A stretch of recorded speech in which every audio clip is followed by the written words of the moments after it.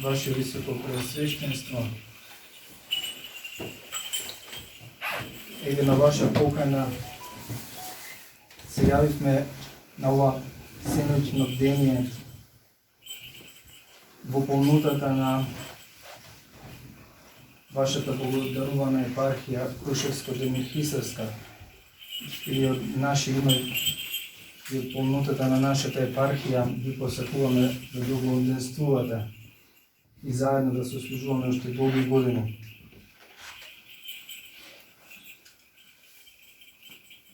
Ако добро го слушнавме Евангелието денешно, веднаш ни се појавува една дилема.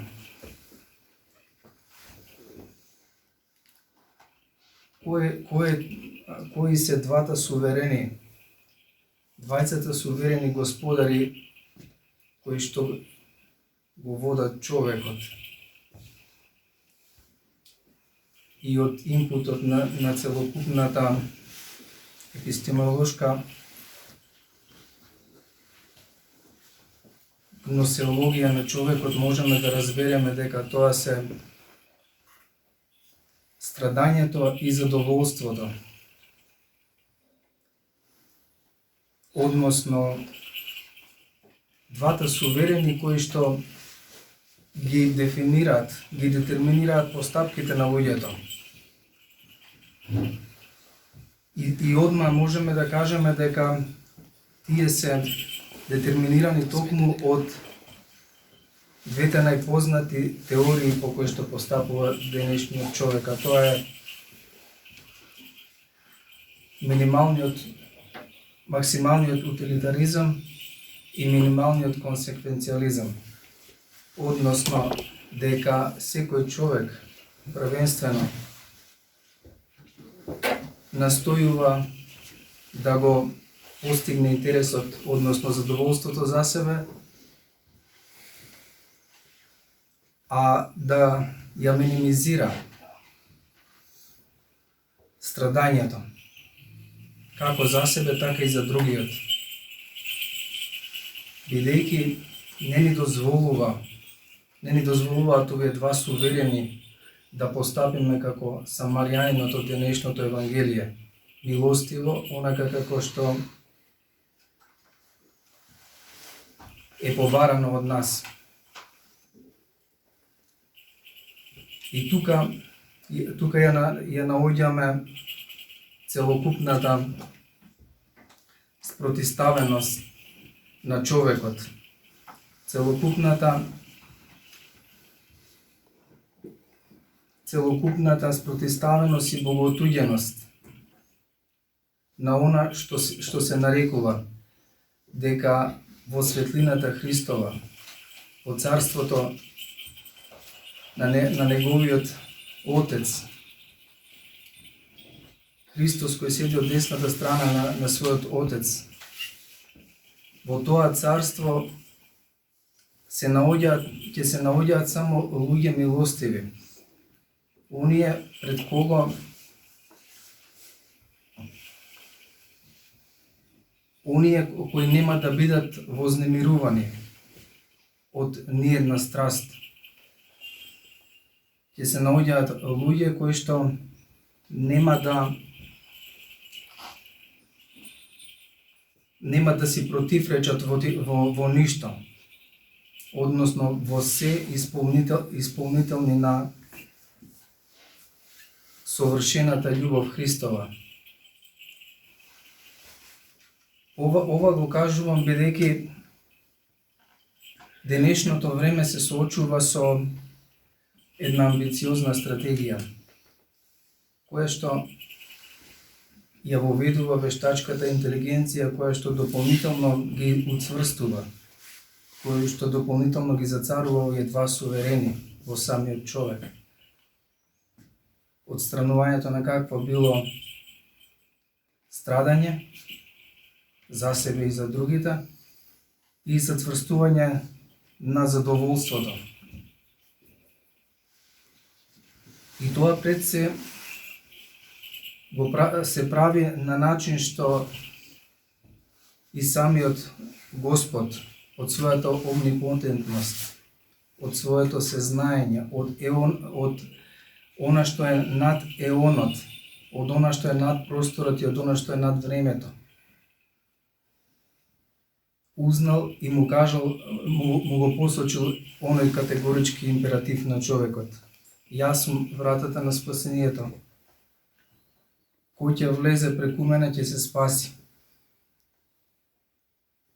За каков влез не укорува Господ Христос, бидејќи во својата семоќност и сезнајност, во својата омнипотентност, ни укажува за императивот дека човекот во својата епистемологија првенствено и безусловно го користи разумот, не давајќи му, односно порабувајќи му го умот, кој е единствено способен за возвишено издигнување. Го приврзува како спрега за земјата. Зошто? Затоа што разумот е оној кој приврзан со сетилата ги наслојува, ги стратифицира, ги фортифицира бедемите на епистемологијата, на сознанието, и не му дозволува на умот да се впушти во божествено познание. И од тоа го категоризира човекот наместо во конвергентна призма, целокупната епистемологија, рационализмот, ирационализмот, скептицизмот, критицизмот, сензуализмот и дури би реколи катехетскиот догматизам не му дозволуваат на човекот да конвергентно ги преобрази овие сите способности за спознание и тоа на начин на кој што од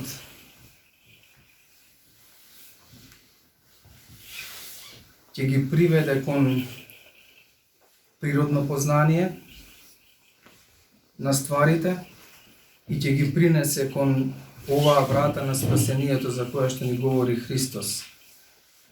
Меѓутоа, како што реков, наместо човекот да биде конвергентна призма, станува дивергентен во своето однесување, во своите постапки.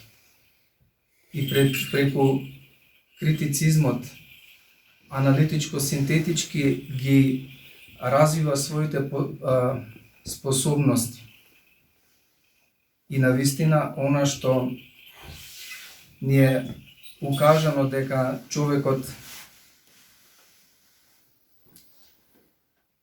спознава се она во кое што учествува, а бидејќи преку сите овие епистемолошки способности, дадени преку својствата на душата, пред се преку волјата и разумот, ги користи за развој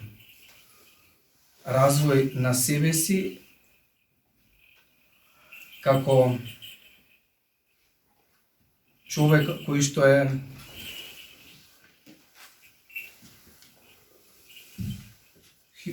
суперхуман, човек кој што не е христоидус, не е христовиден, туку човек кој може богоотуѓен, кој посакува, кој пожелува самостојно да се развива. И тоа далеку во богоотуѓеноста. Иако катафатичката догматика, катафатичкото верување ни укажува дека Бог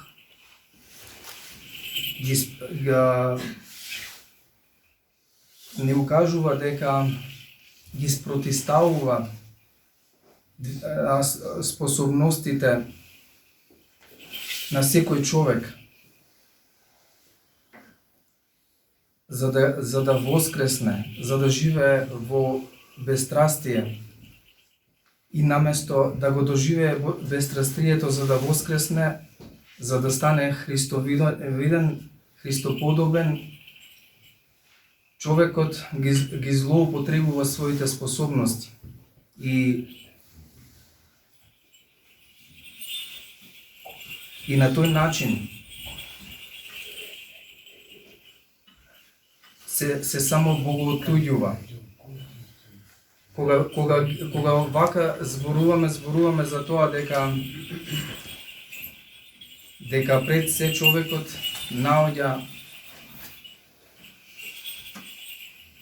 не наоѓа во себе да ги спротистави, да го спротистави немилосрдието и злосторството, како што слушнавме од денешното Евангелие, туку пред се задоволството. Иако човекот сознава се она што гледа сензуално и се она што го врши како и перцептивен инпут е богоотуѓувачки.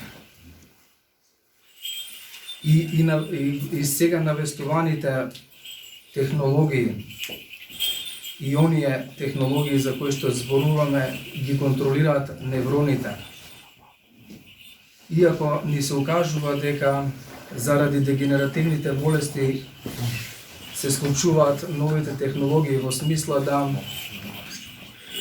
да помогнат на човекот, сепак не ветува многу секвенцирањето на хромозомите на ДНК-та, кое што дополнително прави контролно управуван човек кој што не би можел да биде милосрден и милостив, затоа што така силниот, така моќниот центар, единствен центар на управа, не би можел да му се верува, бидејќи ниеден центар кој што е различен од Христос не може да му се верува, бидејќи Христос ни остави заедницата и соборноста при одлучувањето. И ова се вели дека човекот, сушност, онаа врата за која што зборува Христос, дека преку неа треба да се влезе, не му дава токму овие епистемиолошки својства, токму овие домени на можност на истражување, токму овие домени на аналитичност го прават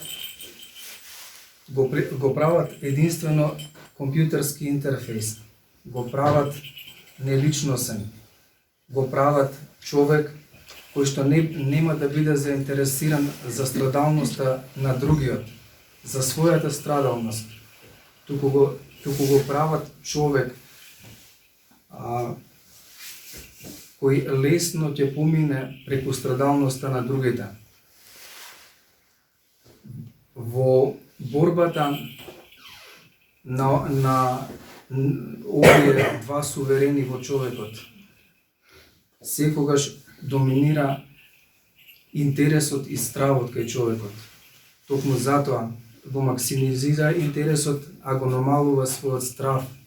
И во таа борба се наоѓа токму тоа, дека човекот не би можел да биде сострадалник за другиот. Не би можел да се транспонира, да се пренесе во кожата на другиот, во болката на другиот, во страдањето на другиот. И токму затоа се случува вакво разминување, вакво поделување, ваква когнитивна пристрасност, бидејќи она објективна пристрасност е заменета со субјективната пристрасност. Онаа когнитивна пристрасност ја затвора вратата на спасението, бидејќи објективната пристрасност која што ја даде Бог преку уништувањето на смртта, на ѓаволот, на гревот, преку неговото воскресение се запечатува токму со најголемото својство на човекот, неговата способност преку безстрастие да го достигне совршенството на љубовта, кое што е преку љубовта највисока круна на подвижништвото. Всушност љубовта е највисока круна на подвижништвото. Тогаш кога ќе бидеме милостиви, милосрдни и сострадални за сите и за се. По молитвите на светиот Јован Златоуст, Господ Христос и Пресвета Богородица да не помилува и спаси.